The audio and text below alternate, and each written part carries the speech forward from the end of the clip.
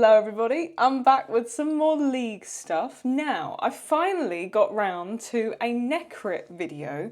This is probably the most recommended thing and my most commented thing recently, other than the fact that I pause too much, which people keep leaving comments about. But I finally got round to it. This is Necrit's video, League's Universe Explained for Arcane fans. Now, I found out about League of Legends through Arcane, as you guys, most of you, have joined on that journey with me since November. So now, because there's the concept of the Noxus spin-off, etc, etc, I want to learn as much as I can. I've been studying all the cinematics, and I'm about to go through and learn all the champions one by one. But I thought I'd begin here with Necrit, explaining to me over the next 30 minutes the lore of League.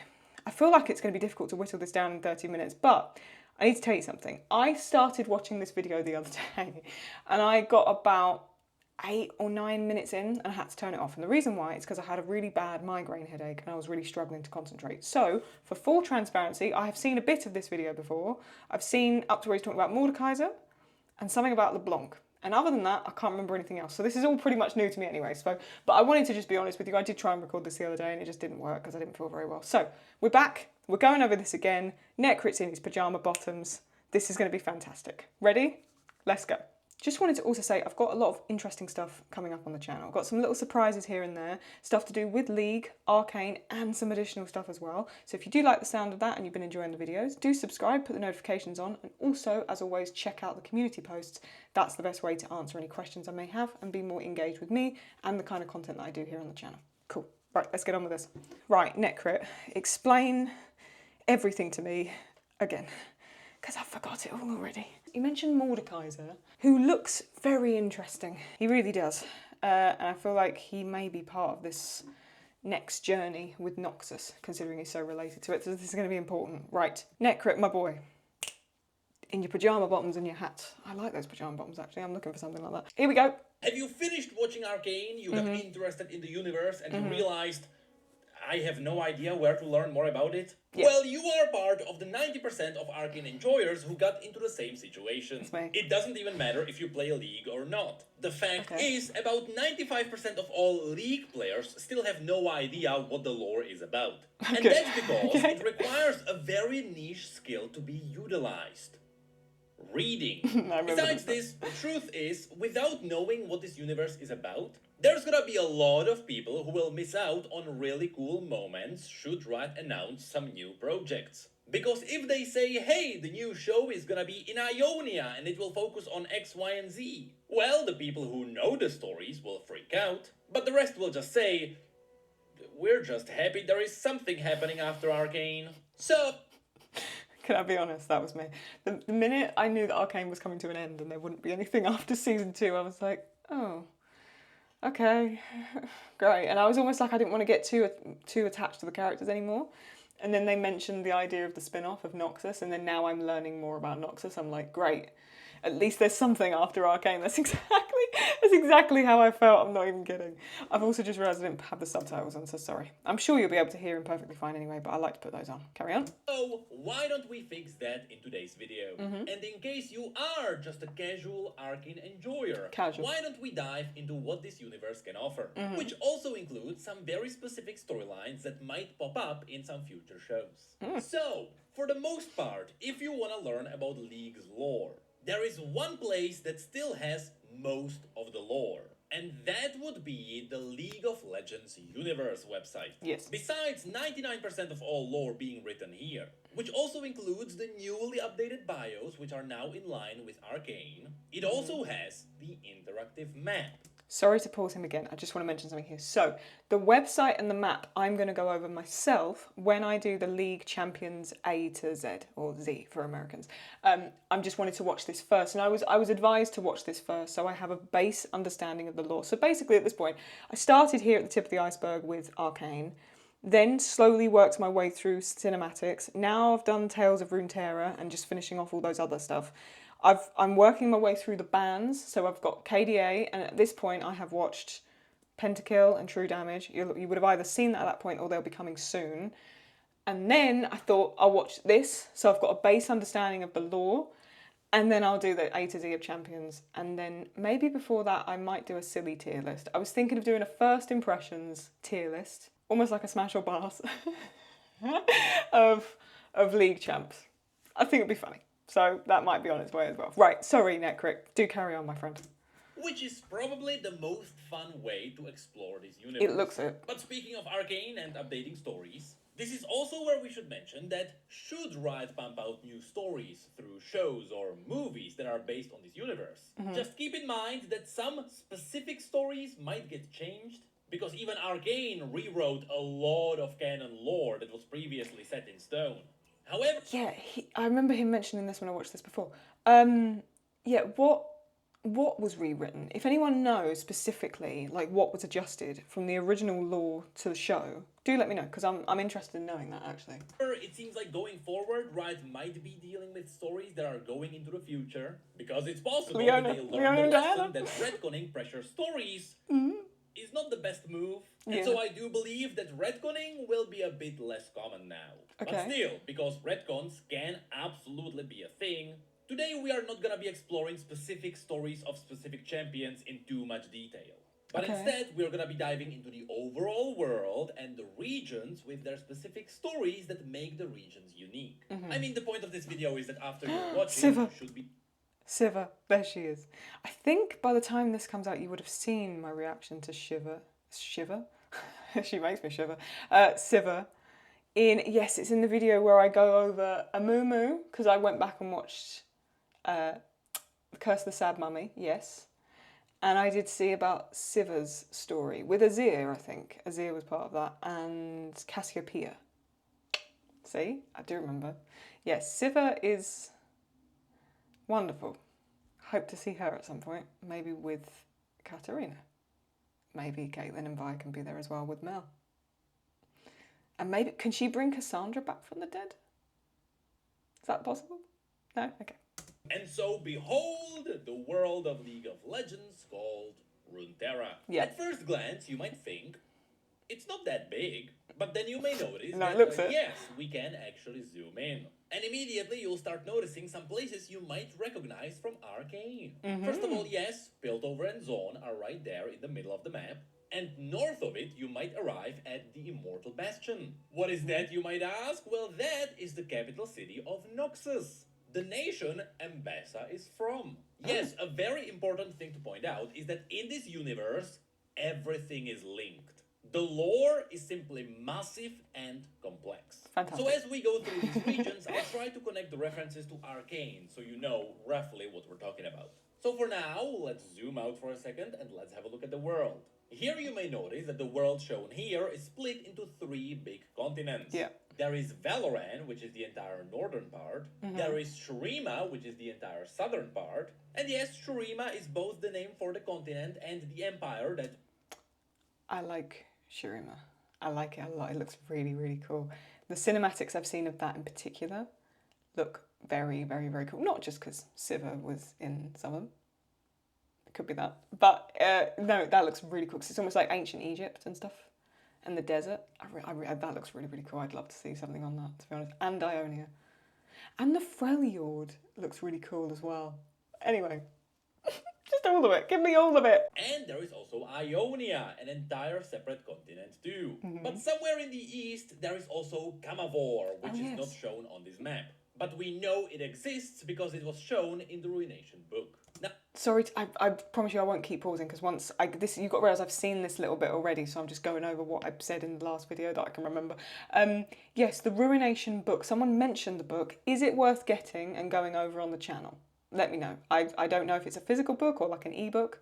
Let me know, because if it is, I'll try and get a hold of it and it could be a good thing for a video. Just let me know on that one. I will stop pausing. I promise. I promise. I promise. Now on these continents, of course, there are a lot of different nations and regions and a lot of different stories. But again, for the purpose of this video, just to show you what this universe is about, let's focus on the biggest stories that shape these regions. And since we already mentioned Ambassa being from Noxus, let's dive there. Okay. From Arcane, you might have gotten the idea that Noxians are strong and evil, which technically is true to a degree.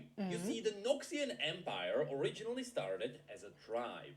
Many years ago, before Valorant even got its name, and it was still simply called the Northern Wildlands, there was this one guy who was called Sun Uzal, who became a warlord of these tribes. Now, this warlord believed that should he die, he would be taken into the Halls of Bones, which was believed to be a sort of an afterlife, where the souls of the greatest warriors would feast for all eternity with the gods of the afterlife. I remember this bit now. Simply said, the more you killed and conquered, the more glorious you would be in the eyes of the gods. Okay. And so his entire life, San Uzal did but one thing: kill and conquer for the glory of the gods. Good. Now eventually San Uzal died, but instead of being taken into the Halls of Bones, he was taken into a grey wasteland, where he found nothing but a few mindless ghosts. This is when he realized there were no Halls of Bones and there were no gods of the afterlife, which is something he refused to accept. He refused to believe that he did all the conquering for nothing. And so, being quite literally too angry to die, San Uzal refused to fade away. Yes, this is directly part of his story. And so, San Uzal stayed in this empty wasteland and he just decided to become the god of death. So he learned the language of the dead. He whispered into the world outside. And he found a few cultists who actually managed to resurrect him. And from that point on, San Uzal, in the language of the dead, was now known as Mordekaiser. And so Mordekaiser's second reign began, though now he was an undead warlord. So now he built the Immortal Bastion, which became the capital city of the Noxian Empire, and slowly his conquest of the world became so unstoppable that the entire rest of the continent had to band together to take him down. And eventually they were successful with the help of a betrayal that happened from within Mordekaiser's closest ring. Of course, now we know that this betrayal happened from LeBlanc, who was Mordekaiser's advisor. So, because we've seen LeBlanc in that Noxus cinematic trailer for the game element, right? I think Mordekaiser's going to show up, or not show up, but he's going to be mentioned a lot in this concept of a Noxus spin-off, and that's why I want to see what happens here, because this is, yeah. Mordekaiser looks very interesting. I googled a picture of him, but I want to go over him more when we go through the A to Z of Champions, so we won't look into it right now. And so technically it was the Black Rose who bound Mordekaiser's soul to his armor, and now he was banished back in his realm underneath Noxus. However, while he was conquering, every soul Mordekaiser killed was now back down there in his Grey Realm. That's what Mordekaiser decided to call his own afterlife. And so now in the Grey Realm with him, he had a whole new undead army. Now, most people don't know about this, but the Black Rose does. And so now, every time the Black Rose does something evil, it is most likely because they are trying to acquire power to stop Mordekaiser from coming back. See, that was interesting to me. So Black Rose has always been labelled here as the villain of, because in Arcane, Black Rose was, so you had like, you got to realise from Arcane's perspective, you started off with like Vi and Jinx, right, and Powder at that point. Then you see the first villain is Silco, and you're like, okay, Silco, cool. Then it becomes like, Jinx almost becomes the villain in terms of that. Then sort of Caitlyn goes on her weird dictator arc. Then Ambessa shows up, right, well she shows up end of like season 1, early season 2, but then Ambessa arrives, you think, oh god, there's another one. Then Victor does a sort of Hail Mary and goes off the rails. And then sort of, so this was the interesting thing, is there was all these, sort of, no one was a villain and yet everybody was in their own way, because they all did these sort of right and wrong things, or the right things for the wrong reasons, like the song says, right? Then you get this concept of Black Rose. When the whole thing happens with Mel, you get this understanding there is something bigger than this altogether, even bigger than Ambessa, and Ambessa's probably worried about it as well, is the Black Rose. Now knowing there is also something beyond the Black Rose, which is Mordekaiser, that was very interesting to me because I had no concept of that before learning about League. So, yeah, I'm interested to see how far down the rabbit hole this goes. Now, without Mordekaiser now ruling over the continent, a new empire rose around the Immortal Bastion. And of course, that empire became the Noxus we know now. So yes, the Noxians do have quite a bit of evil DNA in their blood. However, the reason why Noxians are all about war is totally different. Oh, yeah. Because you see, during his conquest, Mordekaiser turned the surrounding lands into a complete wasteland. And of course, the other cataclysmic events that also happened didn't help. So Noxus doesn't really have a lot of natural resources. Yep. Growing crops is really difficult, and it's hard to find any kind of green land anywhere. So what the Noxians do to survive is simply conquering the surrounding nations for resources. That was interesting to me, because I did wonder that, what is Noxus's driver? Like, if Piltover and Zorn has its own complexities between the two spaces, and it's more about tech, scientific advancements, and even in some cases for Zorna, it's just a fight for survival and a fight to try and get the upper hand over Piltover. What is Noxus's driving power? Then when he explained this is roughly where I got up to, and then I turned it off because my headache had got worse at that point. But when he then explained that the lack of resources is so prevalent for the Noxians, now it makes sense why they have this real warlike mentality. Is the only way they survive as a people is to conquer the surrounding areas for their resources. And I wasn't aware of that before, so now I know that. That's even more interesting regarding Noxus. In fact, a really famous Noxian motto is, kill them until they are family. So now, if you go to the map of Runeterra, this is why the Noxian territory is so widespread. It is because they conquered a piece of the Freljord. They claimed bits of Shuriman territory. And yes, they even ripped out a piece of Ionia. What's also cool is that even in Arcane, Ambassa mentioned that she fought battles from the Bloodcliffs to the Dalamor Plains. That's something I mentioned. This is roughly where I got up to, because I remember talking to the camera and then basically turning it off. The Bloodcliffs, is that what we see in the Blood, Sweat and Tears music video? Where she arrives on the beach? And is that where Mel arrives? Is that the Bloodcliffs? Is that the same place? Let me know. Where Mel arrives on the beach in Bite Marks, and Blood, Sweat and Tears music video with Ambessa laying on the beach. Is that Bloodcliffs? Let me know. Now, as I mentioned, Noxians also claimed a piece of Ionia. And it just so happens to be that this is a crucial point in Noxian history. While at the same time being something that ties us into the next region we can talk about. Ionia. This is all new to me. So, if you've seen anything remotely Asian in Arcane, it is likely based on Ionia. This even includes the portraits in House Kiraman. The Ancestor Huntress is likely in Ionia there. Anyway, we are still not sure if the storyline we are gonna talk about happened before Arcane or if it is gonna happen after Arcane is over. Oh yeah, that's interesting. Yeah. Will it go... it's probably, if Mel is going to be in it, because that's the thing, will Mel be in the Noxus spin-off? Will it include Mel or will it not? As in, say Arcane is here. I've got to do a view. So say Arcane is here. Is it gonna go onwards from Arcane, or is it gonna be before? Because Arcane technically takes place over what, 7-8 years? Because it shows all the flashbacks and all the other stuff. So will there be? Will it in time wise? Will it all be mixed up as well? But like Arcane, will it be even more that? You know, will it show decades back? Will it show young Ambessa? Who knows? It'll be interesting if it does, wouldn't it? But a really important thing for both the history of Noxus and Ionia is the Noxian invasion of Ionia. Essentially, in the modern days, Noxus was ruled by Borem Darkwill. I know, the name is foreshadowing, that was not a great dude. Anyway, Borem Darkwill was a grand general who got manipulated into being a madman by LeBlanc. LeBlanc told him that somewhere in Ionia there could be an object that could make him immortal, which is something Darkwill liked very much. And so, that's why Noxus invaded Ionia.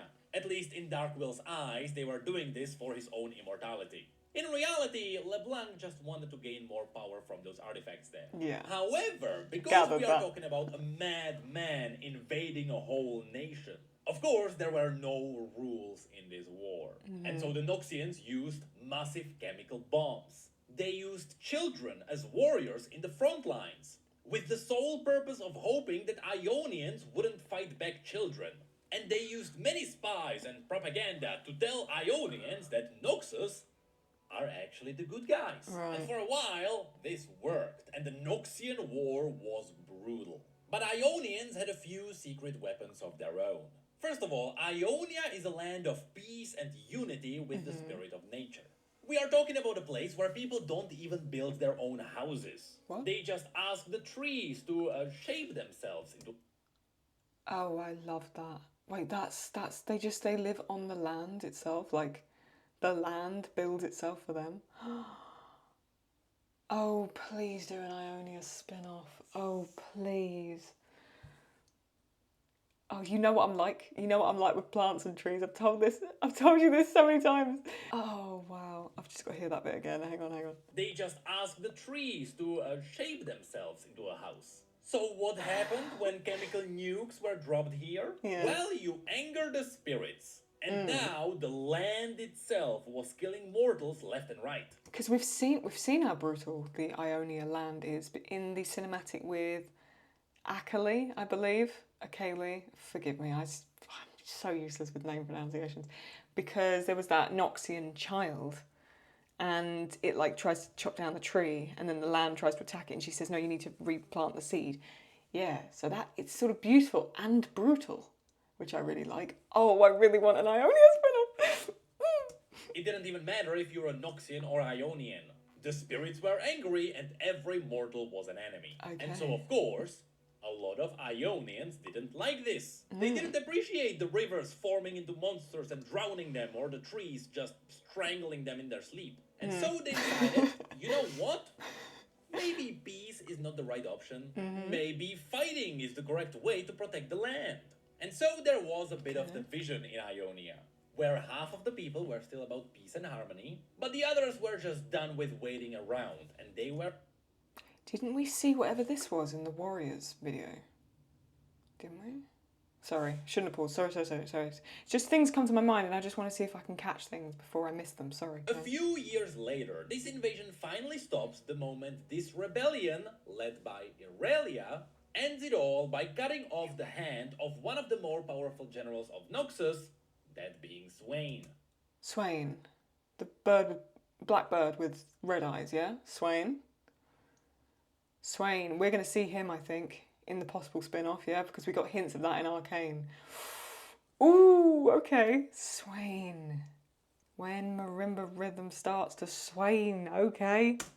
After which, the Noxians were defeated. The Yeah. Noxians then slowly retreat back to the shores. And that's why these days, the Noxians control some of these territories. Okay. Of course, Ionia itself is full of dark stories related to the invasion. For example, there is a young Noxian warrior known as Riven, who is given a powerful blade.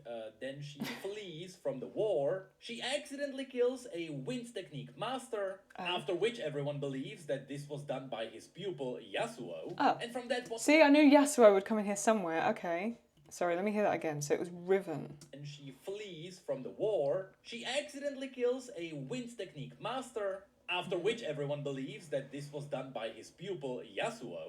And from that point on, there is an awesome story arc of Yasuo fleeing all of his comrades who believe he is a murderer.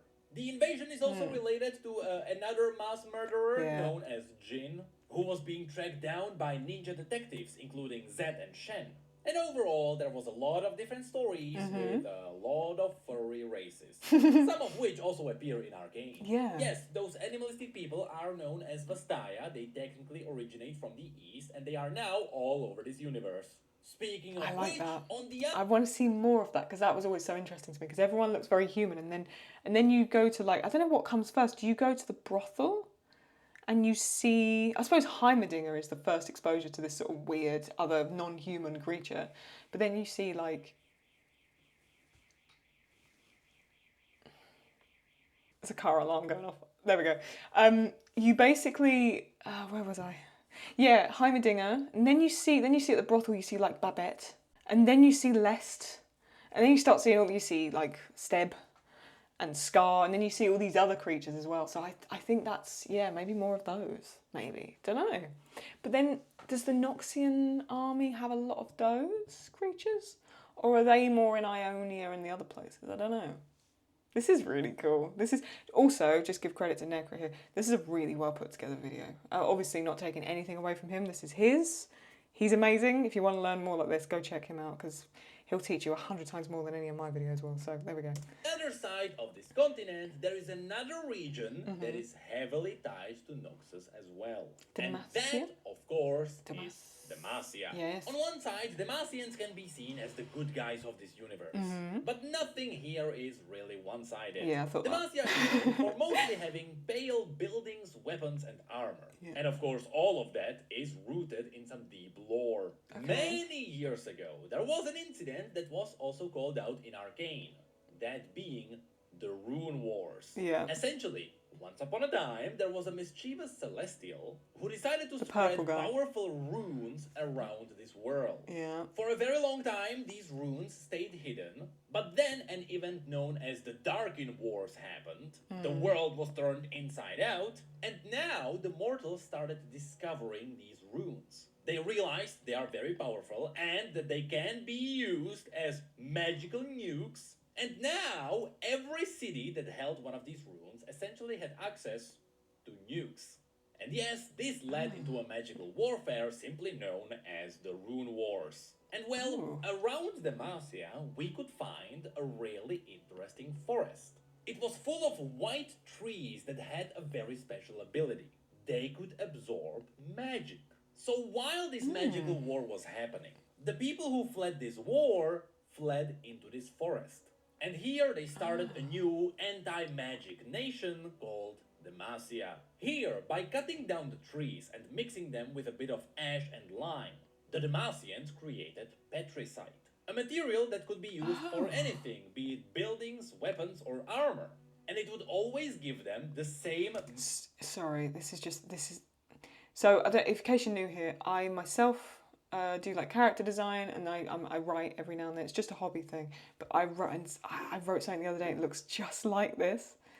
I basically wrote this scene in like an auditorium, and it's this white marble, and it looks like this. It's really uncanny. Sorry, it just caught me off guard. Sorry, I'll run that back so I can hear it again. Petricite. A material that could be used for anything, be it buildings, weapons, or armor, and it would always give them the same magic absorbing ability. So now you can see that if you are a mage in Demacia, life kinda sucks because everything around you is absorbing your life essence. And in fact, that's the main point of Demacia. Because this place was founded as a heavily anti-magic place, there are a lot of places, especially in the smaller towns, where people like mages. They like that some of the mages can make crops grow, and others can just make lives easier. This looks really beautiful, right? Maybe Demacia would be a really cool place to do a spin-off in. Oh my, I mean, everywhere could be spoken about. Everywhere has a story to tell, doesn't it? Do you reckon they'll do all of them? I feel like if this Noxus spin-off does do well, then they've got to, haven't they? But especially around the capital city, the hatred towards mages is still going strong. So naturally, it didn't take long and there was a civil war, which was all about racism against people who could use magic. Right. In fact, inside the capital, there was even a prison that had some really awful torturing methods that was supposed to cleanse you from magic. Yes, they would make mages drink a petricite potion, which usually killed them. Now, the center point of this story is Laxana Crownguard, a member of a royal house and a sister to one of the highest placed commanders, who was secretly also a mage. But she is not the only point of hypocrisy here. For example, Jarvan IV, who is now becoming the new king of Demacia, also fell in love with a half-dragon woman known as Shyvana, who technically is a magical being. Something that a lot of people hunt here. So yes, Demacia is all about anti-magic tools, while hunting witches and mages. But in the recent days, the hatred kinda slowed down as the rebellion was pushed back. In fact, you can find most of this in the Mage Seeker game. But what's interesting is that Demacia also has its roots in a totally different region. I told you everything is connected. You see, this entire place is tied to Mount Targon. So let's talk about that one next. Mount Targon is a very unique place. It is a mountain that was literally ripped up by the celestial gods. That's why if you decide to climb the mountain, you will see stuff like legs just frozen on the side. Is that where we saw, forgive me, I can't remember the name of it, but you know the little unicorn flying thing, the flying goat unicorn thing? And is this linked to Leona and Diana as well? I think we saw them near this space. Beautiful, okay, let me just run that back, sorry.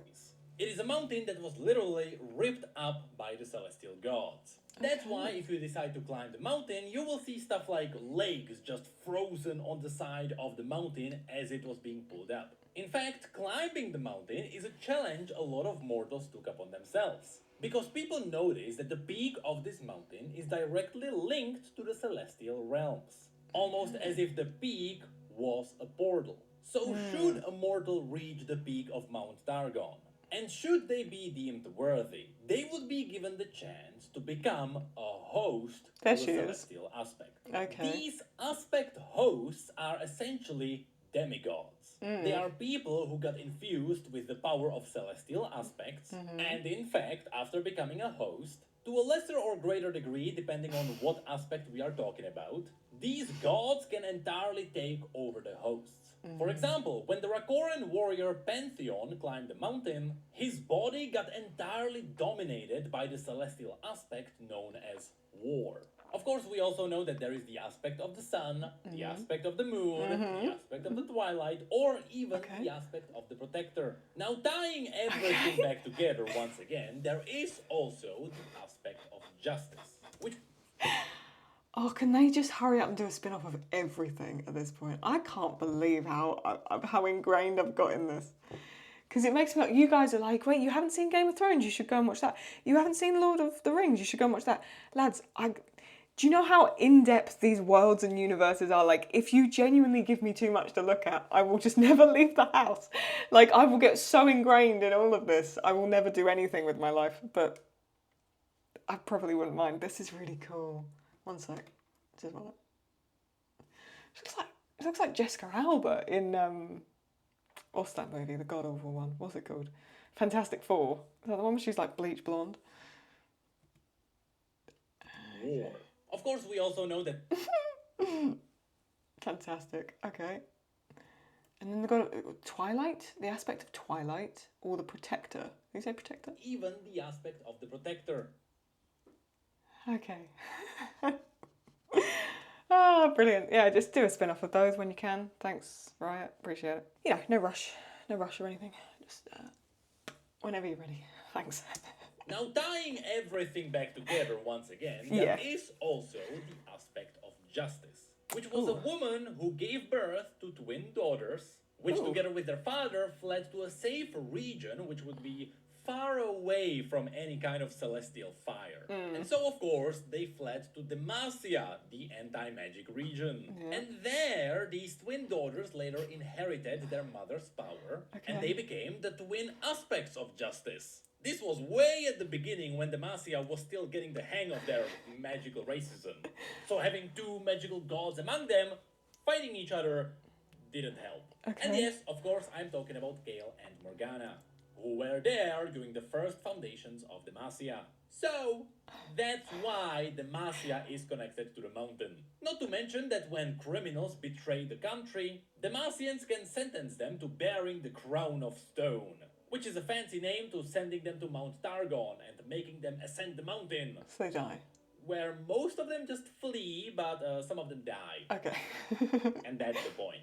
Demacians just get rid of the awful people by sending them to the mountain. Also, there is one more thing that happened on this mountain, where the locals figured out how to forge celestial metals, and they crafted a giant crown for a celestial god. It was supposed to be a gift, which the god took, but then it turned out to be a trick.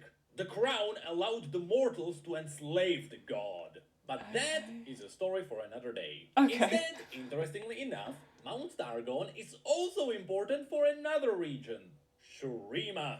Shurima is the big desert with the massive floating sun disk in the middle, which used to be home to an empire that had the power to conquer the world. But as every empire in the history of ever, they too crumbled after a betrayal from within. Anyway, during their peak, the empire was led by an emperor, with perhaps the most influential emperor in history being Aziz. Azir, who helped Shurima being known for one big thing: conquering everything using a golden army of god warriors. Essentially, the big sun disk in the middle of the empire had a purpose.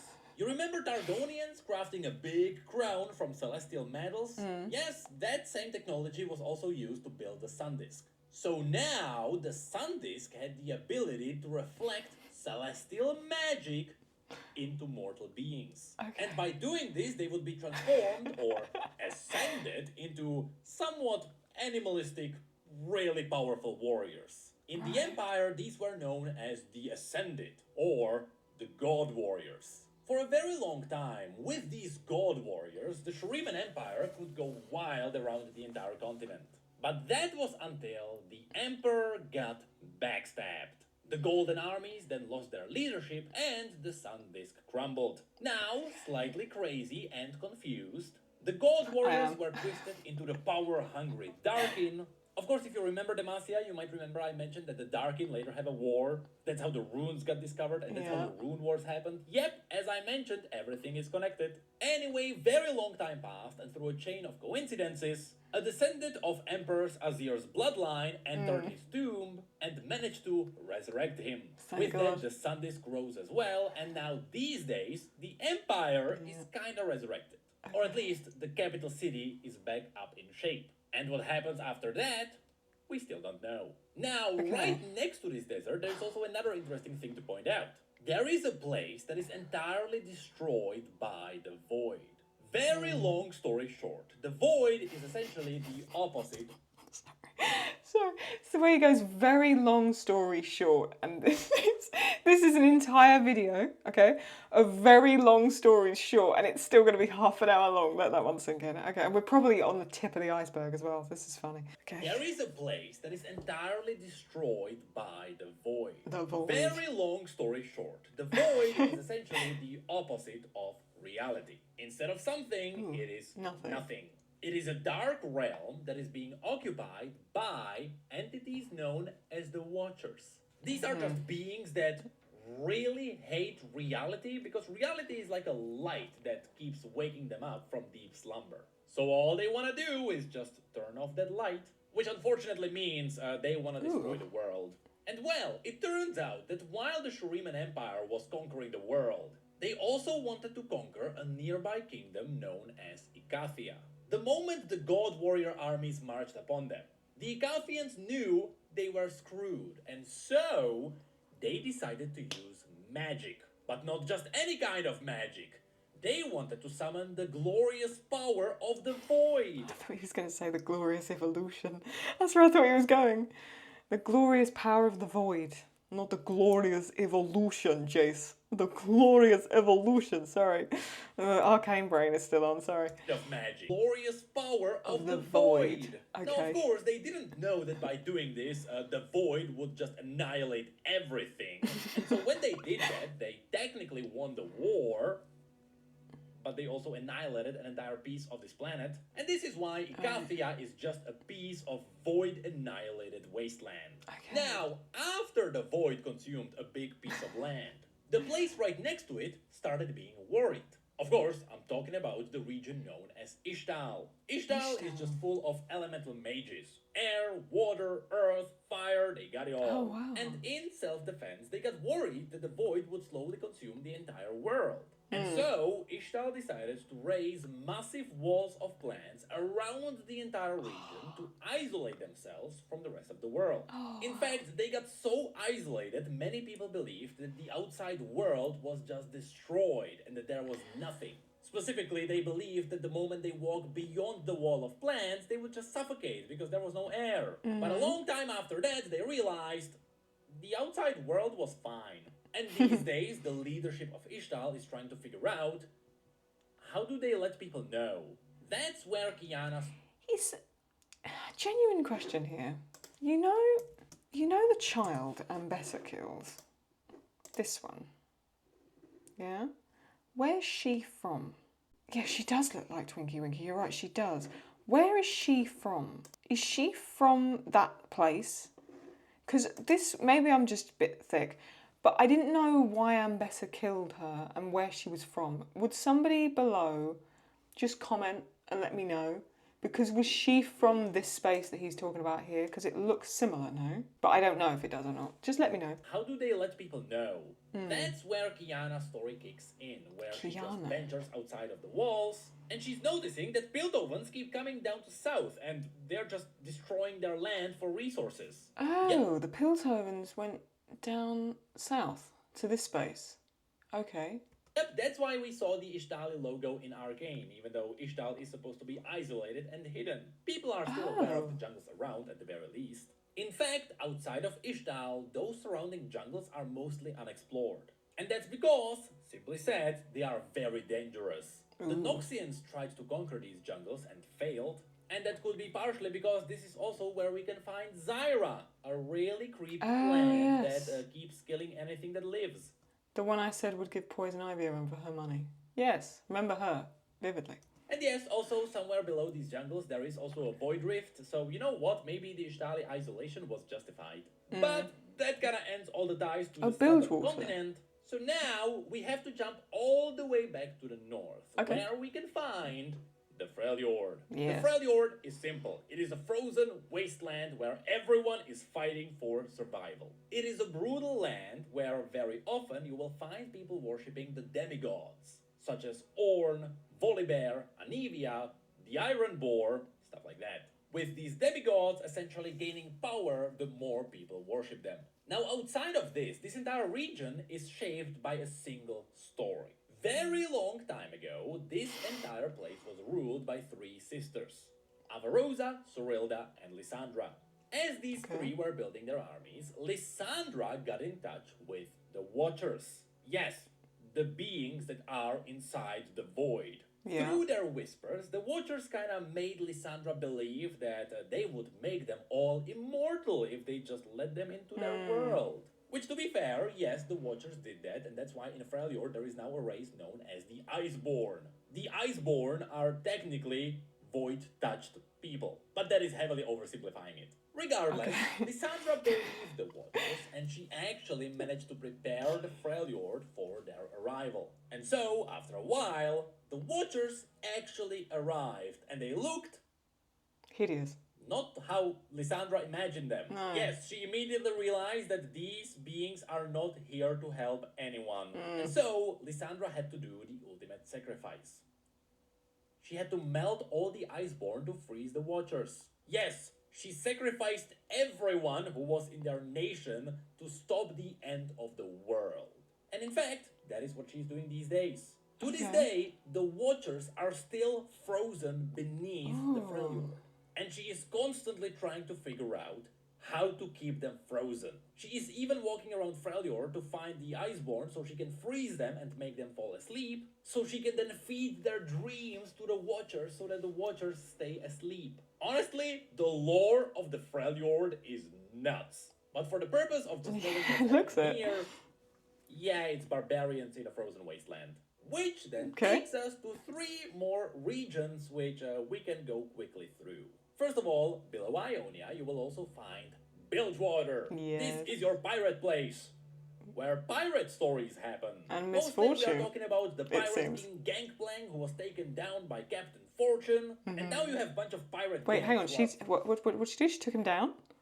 She took him down. Okay. Gangplank, who was taken down by Captain Fortune, and now you have a bunch of pirate gangs who are fighting for leadership over Bilgewater. Of course, besides that, you also have a bunch of stories with sea monsters. There are also the Buru, who believe in the god Nagake Boros, a god of motion who makes sure that everyone stays in motion. So if you're not doing anything in your life, the god believes you should just die and you're wasting energy. Now, of course, Bilgewater is constantly fighting the undead who keep arriving here from the Shadow Isles. Yes. Now, the Shadow Isles actually have a lot of lore behind them. This is they cool. used to be the Blessed Isles, and there used to be quite a lot of really powerful mages who came from this place. But very long story short, in fact, a story that is the longest out of anything that happened in this universe. There was a king who came here from another region who really desperately wanted to resurrect his rotting queen, and everything failed. The Blessed Isles blew up, they were turned into the Shadow Isles, and now everything here is undead. It's not just random undead though. Again, there is deep reason why everyone is undead. There is really deep magic is happening here, but you know what? all of that is tied to the last region, Camavor, which you can't find on this map. Yes, Camavor is an entire continent that was explored in the Ruination book. We still can't find it on the interactive map, but we know it is real. This is where Viego comes from. That's the king who tried to resurrect his queen, who is wielding a powerful blade that is all about consuming souls and kinda turning people undead under the very wrong circumstances. And in fact, Camavor is just a region full of dragons, mythical beings, and holy lands with paladins and stuff like that. But that sounds like a DLC for the MMO or something like that. And in a nutshell, that's really what this universe is about.